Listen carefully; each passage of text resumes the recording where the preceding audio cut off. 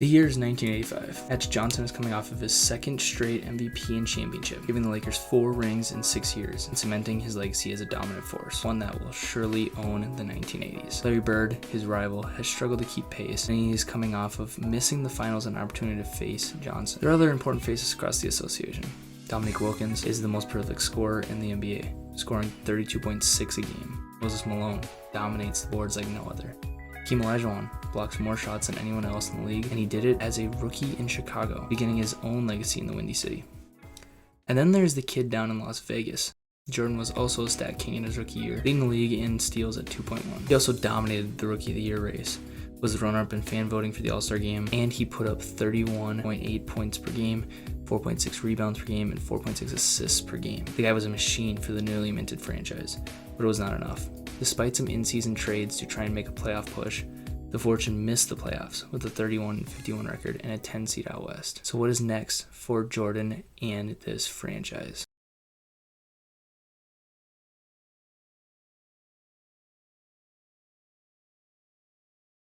Alright, welcome back to the Las Vegas Fortune franchise. We are on episode 2 today. We're starting the 1985 season where we ended off last episode. Before we get into it, I have changed my mind about adding Charles Barkley and Reggie Miller, guys that are very important to the NBA's history that aren't in 2K. I know it is a little late for Charles Barkley. So in this universe, we're going to assume in his junior year he had some sort of injury and then redshirted a year while he was rehabbing. Let's just assume it was like a late season injury. So he played the majority of his junior year, was hurt during his senior year, and then his redshirt senior year put up, say, the stats that he put up as a junior in real life. So he's a 23-year-old rookie coming into this draft class. Completely changed my mind on that while I was thinking about the series, and I realized Charles Barkley is a pretty important piece to the NBA's history alongside Reggie Miller. I'll try and track down some other guys, and if you have suggestions of guys that you know are in 2K, if you have the years that they're in the draft class, just to save me some time, that'd be great to make sure I get them in on time. You know Reggie Miller is coming up, so I will double check his draft class so we get him on time. So Charles Barkley hopefully is the only one that we're late on. Anyways, as we get into year 2 of the save 1985, Micheal Jordan, like we said in the intro, he's this team's engine. Everything runs through him. The team has gotten better around him. Kurt Niffius is coming off of a Most Improved Player award in the 1984-1985 season. He's our second best player on the roster at a 77 overall. So obviously still some work to do because Jordan 91, then a couple 77s. It is what it is. We might try and make some trades, but I am pretty happy with this roster. It is a young team. Obviously, we have Sam Vincent, our second round draft pick that I'm really excited about that we were able to get him as a 72 overall. I could see him potentially taking Billy McKinney's spot at the mid-season, depending on how Billy is playing. Sam Vincent's going to be starting the season, only getting 13 minutes a game. We want to try and have our best players playing. We can go young if the season starts to go off the rails a little bit, but for now, this is the lineup that we're going to run. We're going to run 10. I think this team can run 10. We have Randy Whitman as a reserve. We honestly could go 11 deep, maybe even 12 deep with Alvin Scott, but I want to keep it at 10 in case we have injuries. And then just like last year, we're going to play through the star, which is Micheal Jordan, and shoot at will, try and play fast. We still have Zach Battle as our head coach, and I have no intention of firing him. During the season, we'll see if we have another bad season. He doesn't start to show improvement as a coach at that half-star rating at each. It might be time to move on from him. Yeah, I just want to start the season off without making any trades and simming for a little bit just to see how this team works together. In a week and a half into the season, we lose Rod Higgins for 4 to 6 months. This is one of the reasons why I didn't want to go all 12, because now Alvin Scott is completely fresh. He can take over, but so far, a 2-1 record. Obviously, it is early into the season, so not going to completely judge our team, so I'm still going to hold it down. I don't think we need to trade for a small forward. I don't think we need to freak out. We're just going to continue to sim. We also now lose Sam Vincent for 6 to 8 weeks with a high ankle sprain. So again, team already facing some injuries early into the season. Hopefully this is all that we have. And after losing Kurt Rambis for 4 to 6 weeks, we are going to try and make some trades. We are 9-8, closing in on December. I think it is time to try and make some trades. Micheal Jordan is putting up 37 points a game, trying to single-handedly drag this team to a 500 record. As much as I would love to see Jordan put up godly numbers, we do need to get this man some help. And our only position that isn't injured right now is our center position. Looking at their stats, Kurt Nymphius is really the only guy that is not improving this season. I know it is early. This is about a 20 game sample size. I mean, we're looking at a fourth of the season, and he's a guy that playing very similar minutes as he did last year is not showing any improvement at 27 years old. He's starting to regress statistically. I think if we can trade him and potentially a second, we could potentially get something that could help us. And I was just looking around the association. Johnny Moore is a guy that interests me. 9.8 points, 9.2 assists. He is a big playmaker. He can get our other guys involved. And this is a guy that then we can move on from Billy McKinney potentially. Johnny Moore is under contract for 1 year. This should give Sam Vincent time to A, heal, because Billy McKinney can now be our backup. This improves the point guard position for this year, but B, time to develop for next season where he could potentially come and become our starting point guard. Not necessarily our franchise point guard, but a solid starting point guard. Or we can potentially re-sign Johnny Moore. I think 2 second-round picks, they were asking for a first-round pick, could potentially get it done. And they really want to give me Artis Gilmore, who I looked at earlier until I realized I was looking at the per 36 minutes. I mean, this is okay. I just don't want to give up another first-round pick. They're not willing to just take fourth-round picks. I'm going to see what I can do. Hopefully, if it's a successful trade, I will be showing you the transaction report. So throwing in Kurt Nymphius, the guy who we were originally looking to trade, does get it done. So we give up 2 second-rounders, Kurt Nymphius and Randy Whitman, for Johnny Moore. I think this is a trade that for the short term is going to be good, and I don't think it necessarily hurts us in the long term. Randy Whitman was a guy who's aging out. Kurt Nymphius was a guy who started to look like he was aging out. We had 2 younger and better centers on the roster. We did not need Kurt Nymphius as much as we thought we did. So after that trade, we're going to go ahead and continue simming. And as we get to 1986, this is on January 2nd. This is an interesting trade. Billy McKinney, I will be willing to listen to this trade. Get a second first-round pick for 1988 for a guy that we were already talking about potentially moving on from. I mean, he's playing pretty solid. We are healthy. Johnny Moore's numbers have stayed about where they were with San Antonio, which means he's being just as efficient on our squad. Sam Vincent's rookie year, I mean, he hasn't played a ton due to injuries, but I think this is a guy that potentially could be our guy moving forward. I mean, I'm willing to do this. This is a big contract to take on, though, but we do have the cap room to do so, and I think this does make sense. I'm only willing to pick up another pick. Especially, I think this is Reggie Miller's draft class. I could be off by a year, but I'm willing to do this. So officially moved on from Billy McKinney, and like I said, we are starting to get healthy.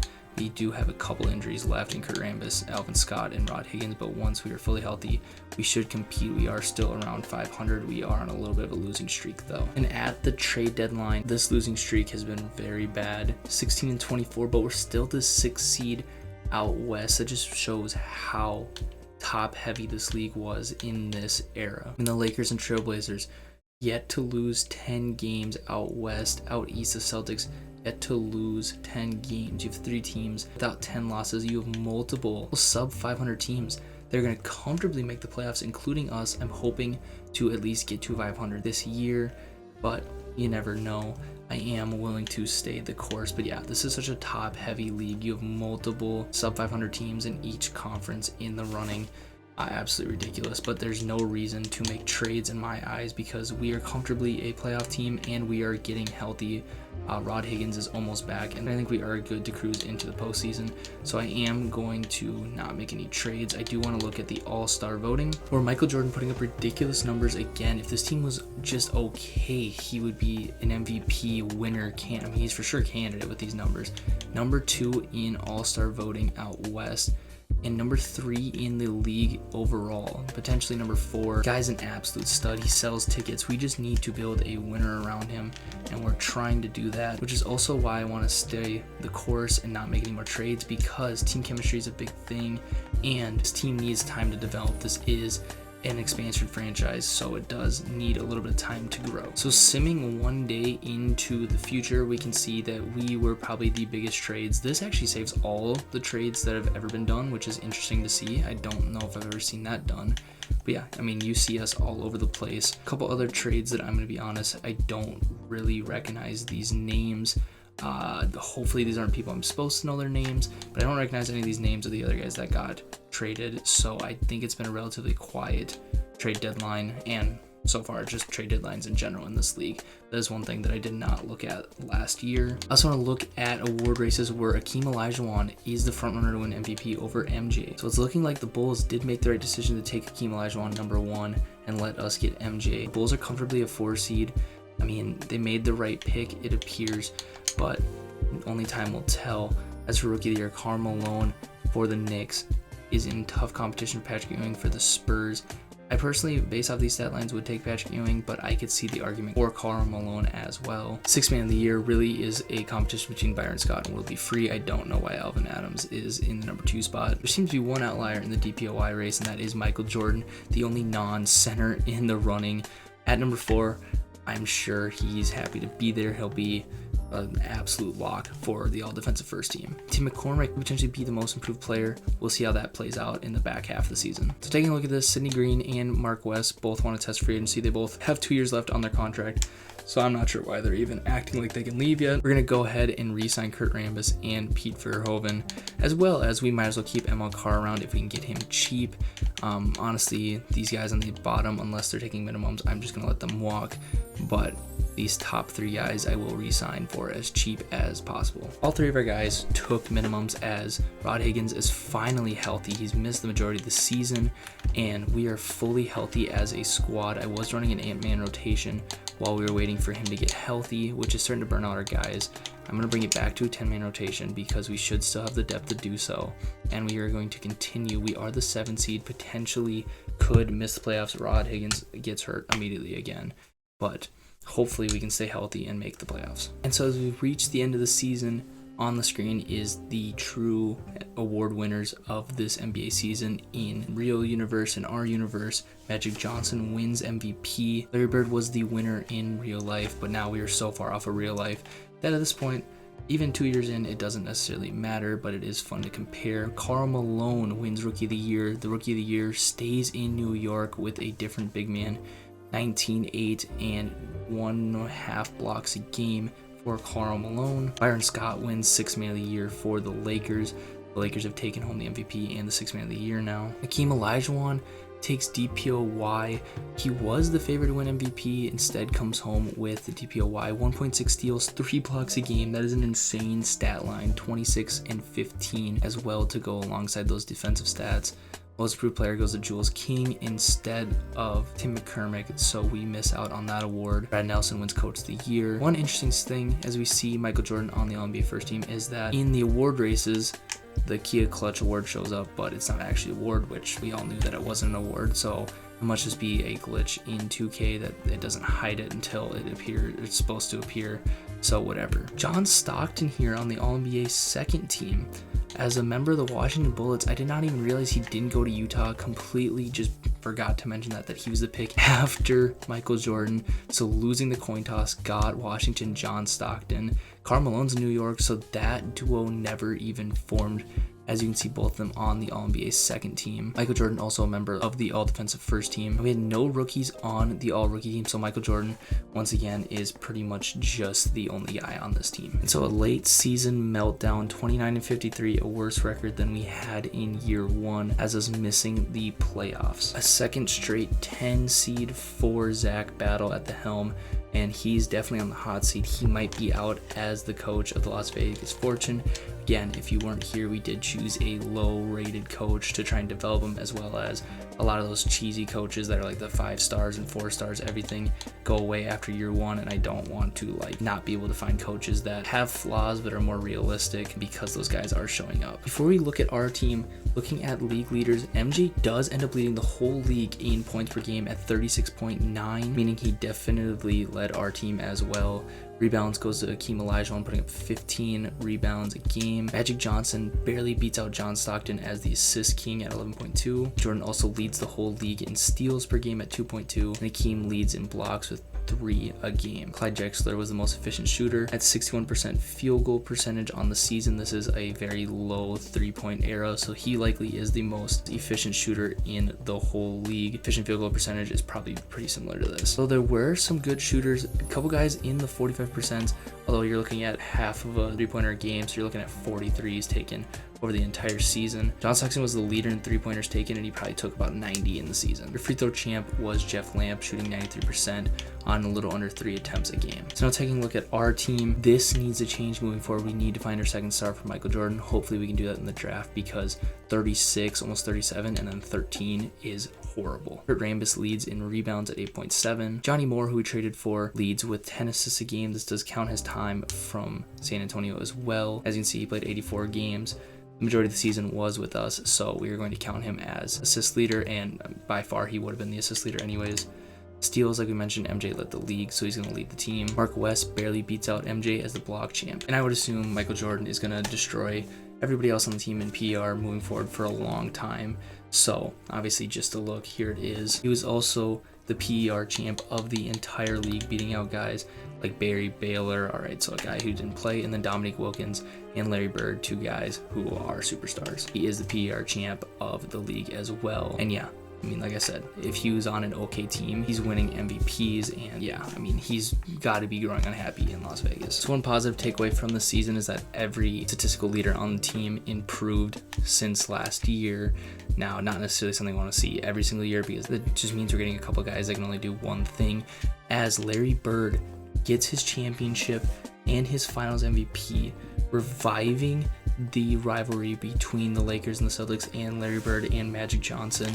Yeah, so now the Celtics have their ring in this era, and we could be seeing a Larry Bird Magic Johnson rivalry actually happen in this sim, but hopefully we can blow this up and Las Vegas is here instead of Los Angeles. Elvin Hayes is retiring after 17 years, and Bob Lanier, after 16 years in the NBA, are the 2 big names retiring. Sam Williams is also calling it quits after 4 years in the league. Elvin Hayes does join the NBA Hall of Fame after his career, 20 points per game, almost 21 a game, almost 13 rebounds a game. And Bob Lanier gets his jersey retired by Detroit. So nothing crazy happening in the NBA for rule changes, just a couple uniform changes for the Bucks and Warriors. Getting into the draft lottery, this is pretty important for us. Remember, this is the envelope rule, so we all have the same odds, which means we could slide our way up to the number 1 and get Charles Barkley. Regardless, we're getting a great player. This is a little slow, but I would rather do it this way. The Rockets get the number 8 pick.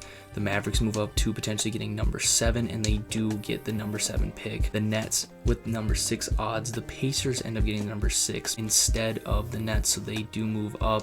Do they get number 5? Now, the Supersonics, who were the worst team in the NBA, they had the number 1 odds, even though, again, they are even, which means we for sure get a top 4 pick, and we end up with pick number 4.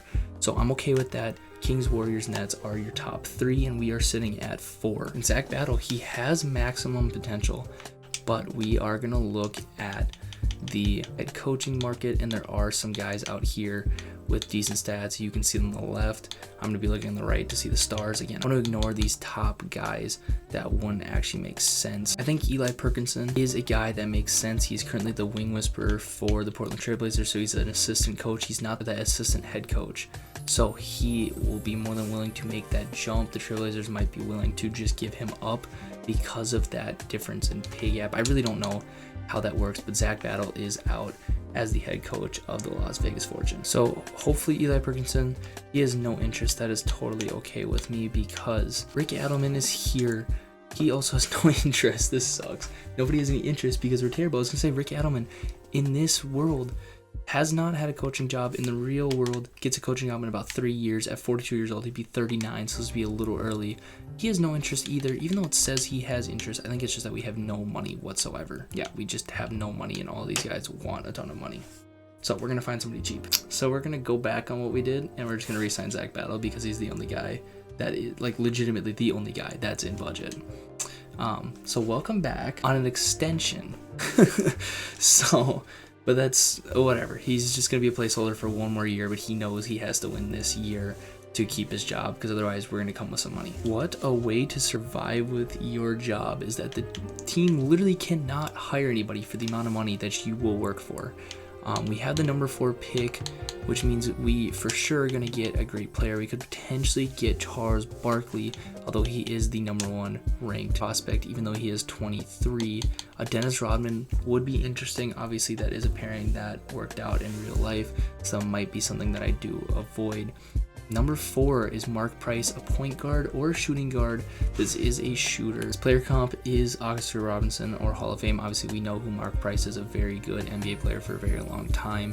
I think this is a guy that we go out and get if he's available, potentially move him over to, I would say the 2, but I don't want to play MJ out of position. So, I mean, I might avoid him just because I do believe in CM Vincent and Johnny Moore as our point guard duo. I don't necessarily want to use the number 4 pick on shooting guard depth. So, I think that might be a guy that we avoid. But let's just hop into the draft. The number 1 pick, the Kings are going to take Charles Barkley out of Auburn. Good God, whoever made like this build of Charles Barkley did not need to actually like make him big. That's all right. Anyways, the person goes number 2, also from Auburn. So those 2 teammates go 1 and 2. Golden State picks up a small forward in Chark Person. The number 3 pick, Brad Daughtry, goes to New Jersey from North Carolina. So that leaves Mark Price on the board, but I don't think that makes sense for us. Kenny Walker is here. He's unscouted. We already have centers. Mark Price, I mean, it makes sense. It does. Ron Harper also makes sense. We could just take another point guard and see if we can move some guys around. Obviously, we know what we'll get out of Dennis Rodman, but at 25, I don't want to use the number 4 pick on a 25-year-old. Del Curry could make sense. We could move him to the 3. We do know he's a shooter. But that's a guy we can get later. I mean, he's the number 19 ranked player. He's number 3 in his position. So, I mean, I don't know. We could potentially trade back to 5 or 6, see what we can get. Even just to get 7, they'll give us a first-round pick to move back a little bit. I guess we can see if there's any other offers that are better. But, I mean, none of these necessarily seem the most interesting outside of just shed contracts. This could be interesting, actually. Hot Rod Williams is better and younger, both on 1-year deals. Why did he not play? I know that they're good, but why did he not play? Does he have low potential? C+ potential. Kurt Rambis at 28 has probably hit his potential, also C+. How good of a rebounder is Hot Rod? Only B, so we'd be giving up a lot of rebounding. I don't necessarily want to do that, especially in this era of basketball. But I might move back 3 spots to get an extra first-round pick in 1988. That gives us 3 for 1998, and so I think this is okay because I think we can get the guy that we want 3 picks later and pick up another pick. This is an insanely like NFL trade, but I don't necessarily care. Ron Harper goes to Dallas with the number 4 pick. That's a guy that makes sense to go number 4. Kenny Walker goes number 5 to Seattle. Indiana is going to take Jeff Hornacek, a guy that we potentially could have scooped up at 6, but didn't want to take him at 4.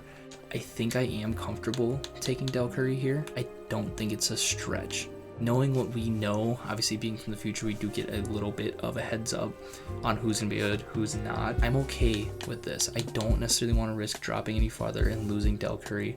I mean, I guess I can see if there is, like, if the Suns want to give me something for 9, they are willing to give me a 2nd-round pick. I might actually do that. And I don't necessarily want to give a Rod Higgins to get a 1st-round pick. So we're going to be picking up a 2nd-round pick as well and drop back 2 more. Again, a very football thing to do, I understand, but it makes the most sense. So now that the Spurs are on the clock, they take Mark Price. He should go there.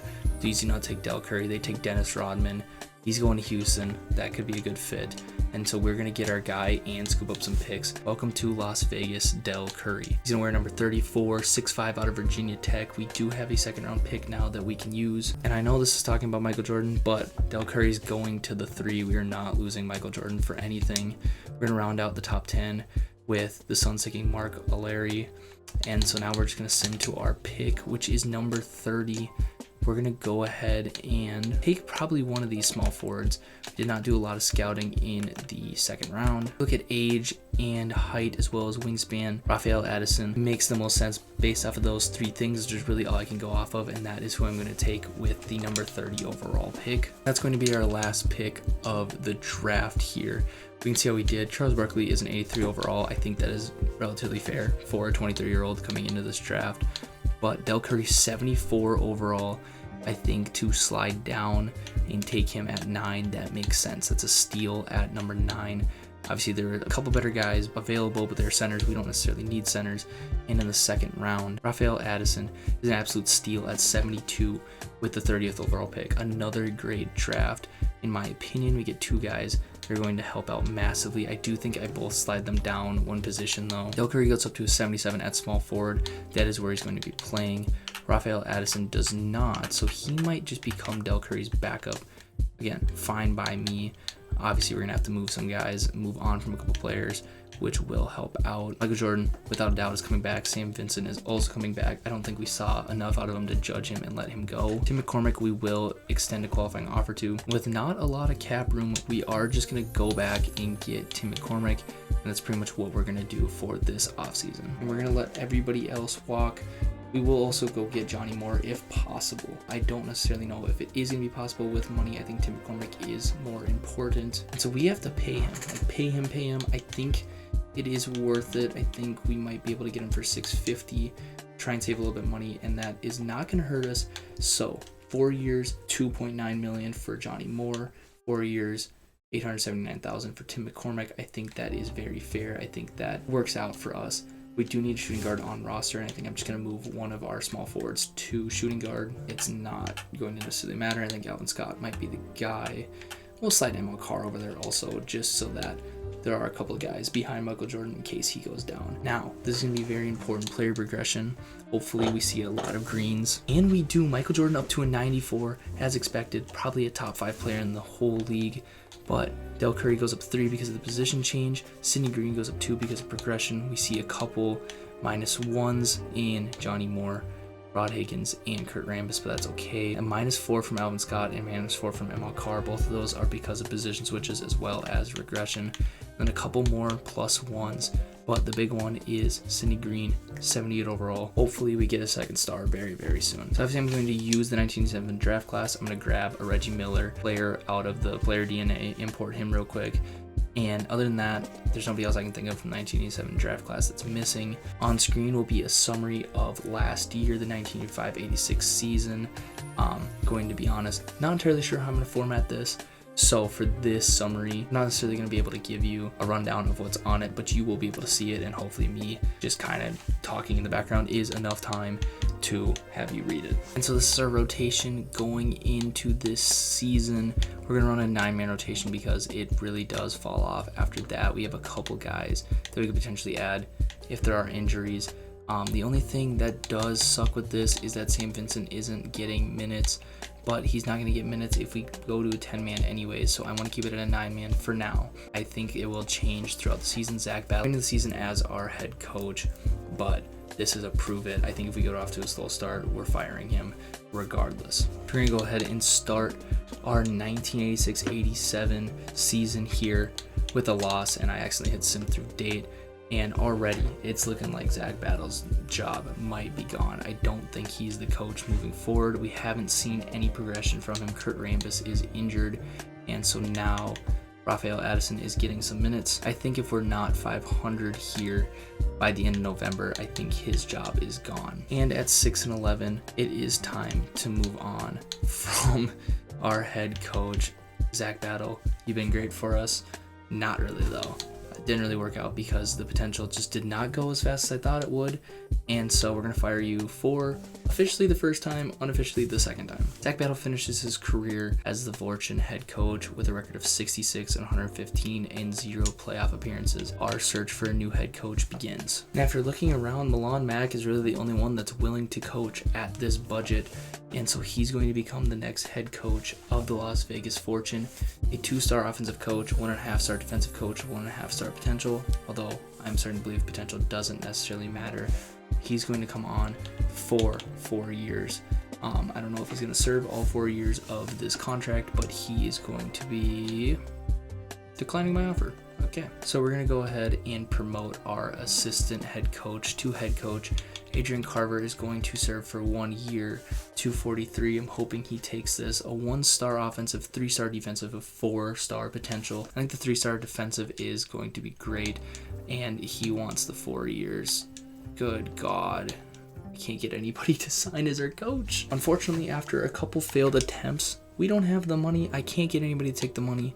This GM is just going to have to figure it out. I have no clue who our head coach is. Would love to know that I got to talk to the guy before he became our head coach. Franklin Hunt. A zeros. Full-blown zeros. Okay. So we went from a guy that at least had potential to some guy we found off the street. All right, he's here for 1 year. That's fine. If I'm Micheal Jordan, I'm absolutely fuming that we went and got this guy who's gonna come in and start Lex Fisher. Oh, good God. Oh, because Johnny Moore was hurt. Okay, I must have quit simming right as he got hurt. I'm not sure why we're not going to start Sam Vincent. We're definitely going to do that. I don't know who this guy thinks he is, but it's rough out here. We're definitely going to sit a little bit, and hopefully we just don't lose Micheal Jordan. So at the trade deadline in the 1986-87 season, we're at 21-19. We have a winning record for the first time in Fortune history. We're the 5 seed. So he's a 0-star, but this team fights for him and plays for him. I mean, I don't want to say we're securing the playoffs because I said that last time because we were like the best of the sub 500s, but we are the 5 seed. And we're above 500, and there's usually about 2 to 3 sub 500 teams that make the playoffs.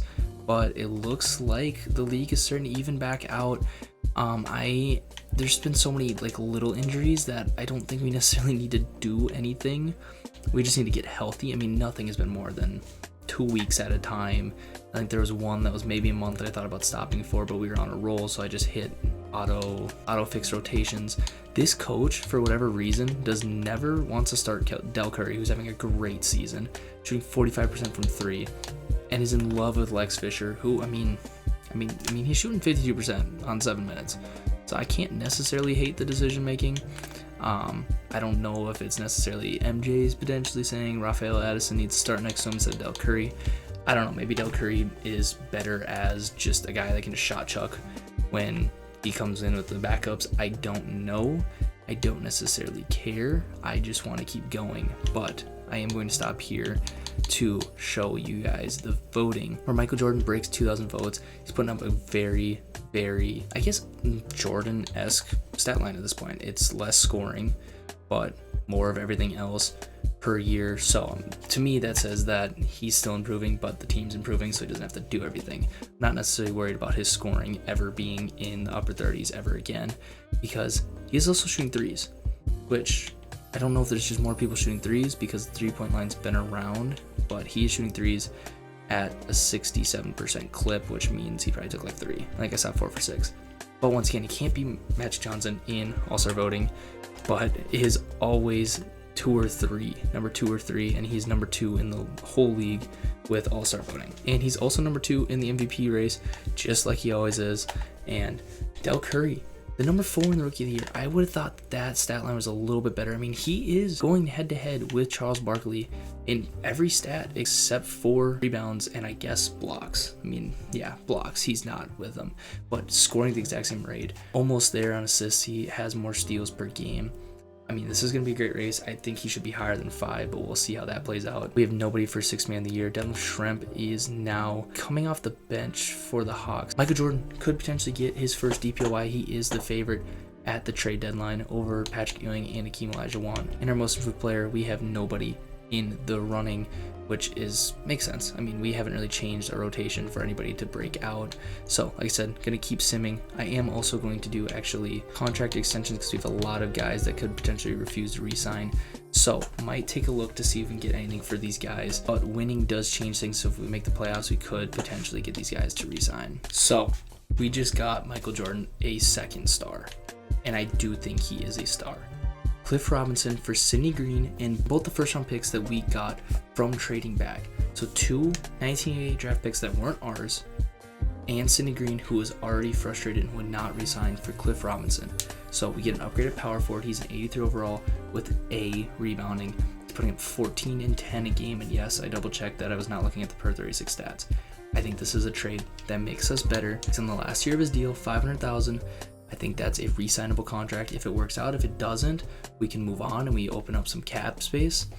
And I don't know, it gives Micheal Jordan another guy so that we're not going from 95 overall, 75 overall. We have an 81, we have an 83, we have an 83, we have an 81. And so we have a little bit of a better team around him. I think that's all I need to do.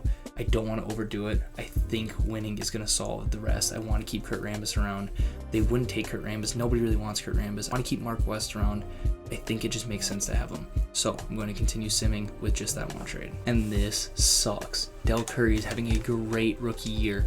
We moved him out of the position he's been playing. He's now a 3. I know it's not a big difference, but it's enough that it could throw somebody off.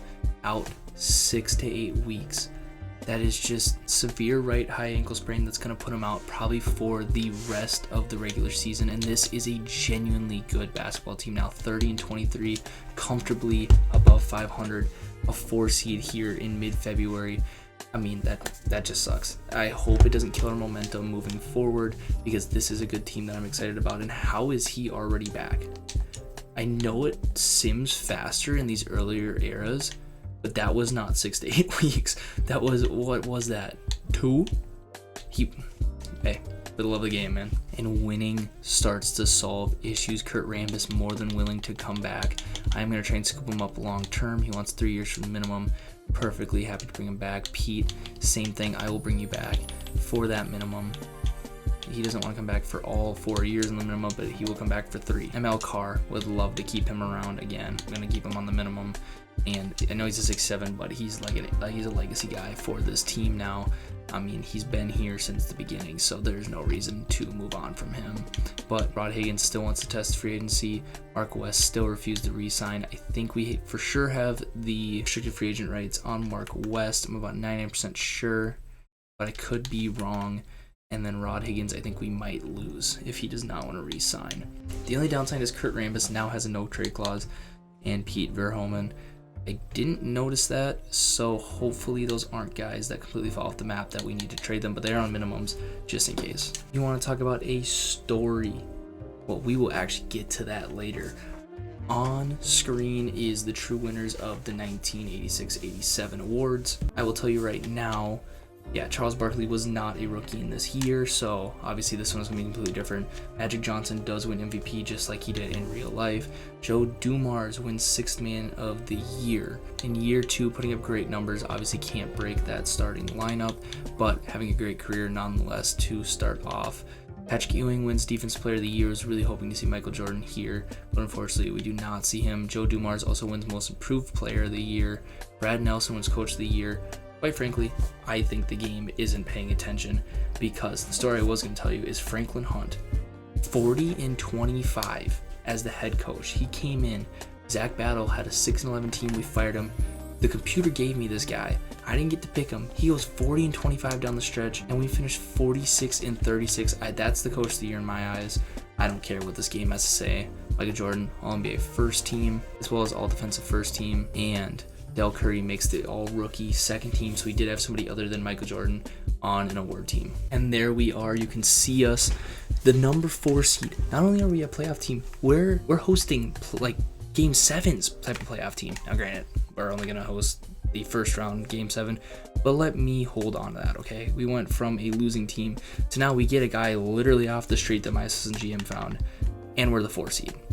He is 100% coming back. Franklin Hunt will be our head coach next year. I don't care.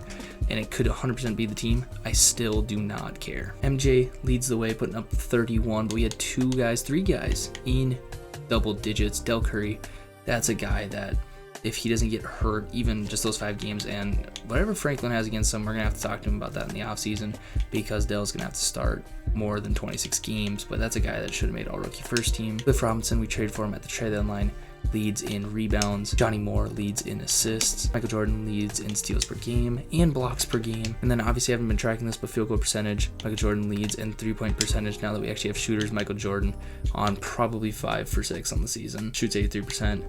So we're going to go with Del Curry at 37% is our leader, because this, I mean, he shot 2 the whole season. He probably at least shot like 70. I don't know. We'll take him as our 3-point champ. And then obviously nobody's surprised, Micheal Jordan is our PER champ. League leaders, Micheal Jordan is the scoring champ at 31.3 points per game. Bill Laimbeer, who we tried to trade for, I thought I could potentially pull it off. I'm happy that we got Cliff Robinson instead, but he's the rebounding champ. We see Cliff Robinson all the way at number 9, so he's a top 10 rebounder.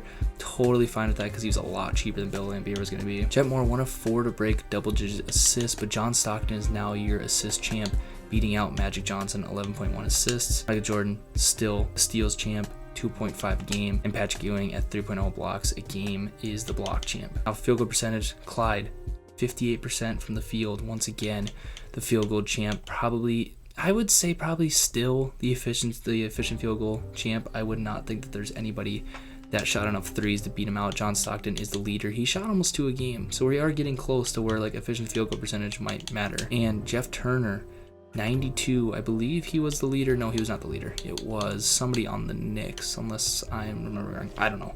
The recording with me pausing is almost an hour long, so I've been at this for a quick minute, but we have finally made the playoffs. Hopefully this is enough to keep Micheal Jordan here, because otherwise this whole thing is just ruined. So we're taking on a very solid Warrior squad.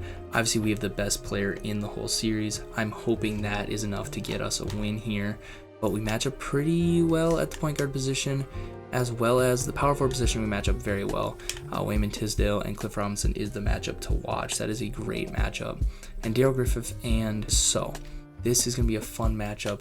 I'm hoping that Franklin Hunt's magic continues into the postseason, where we will run a 10-man rotation to start, although I will probably shorten it. I'm going to simulate game 5, 6s, and 7s, probably 7s for the first round. Well, it only goes 5, so game 5s for round 1. As we split 1-1, we're down 1-2. I will actually sim game 4s, mostly because I want to win. We're going to shorten the rotation to an 8-man rotation, and we're going to start Del Curry in a potential closeout game. I want my best playing starting off, and this Fortune logo looks so tiny, but that is all right, as this is an important game for us to get out to a hot start. We win the first quarter, and we are off to a hot start in the second quarter, and this is our game to lose at this point.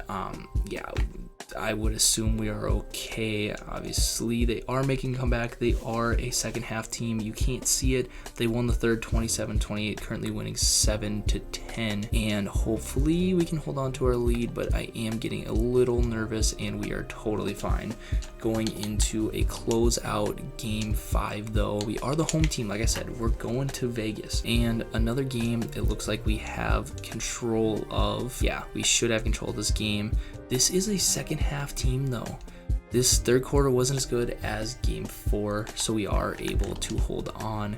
And in MJ's first closeout game, 48 points, 6 rebounds, 2 assists, 2 steals on 18 for 26 from the field. Good God, we're gonna need that from him. We are. I would assume that is the most that he has scored in a game, because this would be, all of our records would be this playoff run. And good God, nobody has outscored Micheal Jordan ever. I mean, even his worst game is the 5th highest scoring in team history. So that is his scoring output from the whole series. I assumed maybe we'd see somebody that got like a 30-point game that wasn't named Micheal Jordan, but clearly not. 42, 47, 48. My goodness. And by the way, since we're in here, we might as well take a look at this. Micheal Jordan is just in a world of his own when it comes to scoring for this team. Wow, that is insane. A very, very important and tough matchup. I also tried to trade for Kareem, by the way. As you can see there, I thought maybe he'd be cheap since he did try and retire, but he was not. This is going to be a test. Micheal Jordan, Magic Johnson, 2 of the best in the league, going at it in the second round, obviously not guarding each other. I would say Micheal Jordan, Byron Scott is the matchup to watch. And yeah, this is going to be a challenge, because you look at this and really outside of Micheal Jordan, nobody is winning their individual matchups. I think this is a series we can still win, though. I am confident in the guys. As we go up 1-0, we go up 2-0. Could this be a potential sweep? It is not. 1-2, and I momentarily forgot that we have to win 4 now, because it's the second round. Up 3-2, I got excited that I saw the 3, but now I saw the 4. So we are in the conference championship in year 3. Franklin Hunt is our savior. A 7-4 playoff record thus far, which is the franchise total record in the playoffs. The interim head coach has gotten us this far. Can he potentially get us to the promised land? And we are taking on Clyde Drexler. The matchup to watch is Micheal Jordan taking on Clyde Drexler. There's no other matchup that really matters. Really, all these are great matchups. Fat Lever, Johnny Moore is really the only one that it isn't close enough that I feel confident, but we just beat the Lakers. I think we can beat anybody on the planet. And game 1, we win. Cliff Robinson was the perfect trade. The perfect trade. this has worked out perfectly. They want to start Raphael. I do not want to start Raphael. Kurt Rambis goes down. Tim McCormick's going to step in and get minutes. He has not played very much in the playoffs, but we're up 2-0. They take game 3. We go up 3-1, 2-3, and we are in the finals with a game 6 victory. Wow. Micheal Jordan 38, Cliff Robinson 28, 10, Del Curry 23, 4, 6. This is the future. 24 years old, 27 years old, 22 years old. This is the future of this franchise right here. Jordan Robinson Curry is our future, and I'm so excited for it. We do not have to play Larry Bird.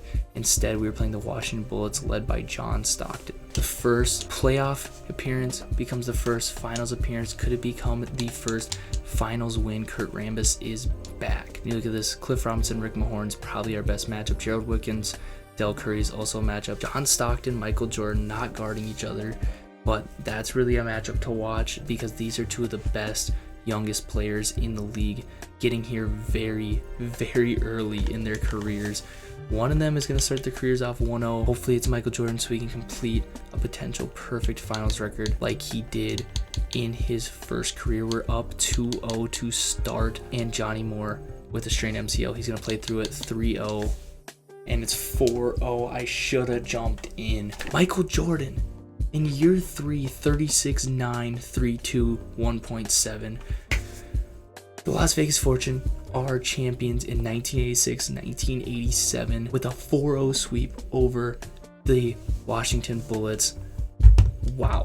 They say coaching is everything, and that is absolutely true. Franklin Hunt, I don't care. I do not care that you are a 0-0. You are coming back long term as our head coach. I will make it happen.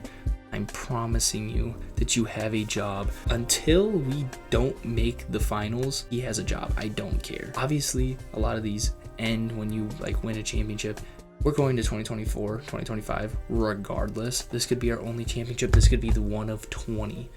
We are continuing this throughout, so don't even worry about it. Hopefully this starts our championship run. So that is going to do it. Hopefully we have now turned this franchise around. It took 3 years to turn Las Vegas into a winner, and hopefully we can stay on top throughout Micheal Jordan's career.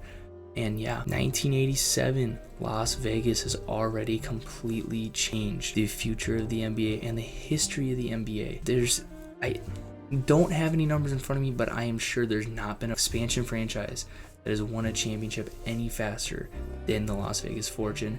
And now Micheal Jordan has solidified himself as a winner outside of Chicago. In the next episode, hopefully we can get another 2 to 3 years done and finish out the 1980s. I'm so excited to show you guys the 1990s logo that we have. And yeah, hopefully we can keep Micheal Jordan happy. We can keep this whole core together of Micheal Jordan, Cliff Robinson, and Del Curry. And yeah, it's 12:30 in the morning, and I am trying not to scream because I know my roommates are trying to sleep. So yeah, I'm very excited to edit this, to release this, and to make the next one. This is awesome. I'm glad you guys are enjoying this series. One thing before you go, I have launched a basketball media page called aboveinfluence.hoops. Obviously, you look at my username, the AI hasn't really meant anything, but to be honest, I didn't really have a meaning for it. I thought it looked cool. Above Influence, it's something that I've been working on getting all my resources that I need to be able to get out daily content. Obviously, now that it is 2025, we have fully launched it. I have been putting content out towards the end of 2024, but I am going full blown into that. It's going to allow me to take long form content and bring it to a short form content that I kind of do on TikTok, make that a full-time thing on Instagram in posts, so I have all 3 versions of content. And yeah, I'm just excited for it. Link will be in the bio if you want to follow there, subscribe here. That'll be awesome. Thank you for supporting me, and other than that, I'm out.